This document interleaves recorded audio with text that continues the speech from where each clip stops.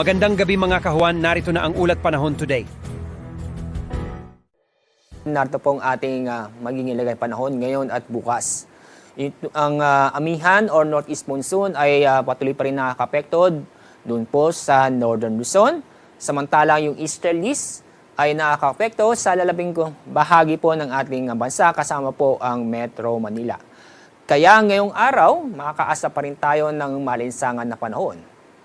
Kasalukuyan, wala po tayong binabantayan na low pressure area o bagyo sa loob ng PAR at ganun din po sa bahagi po ng ating dagat ng Pasipiko.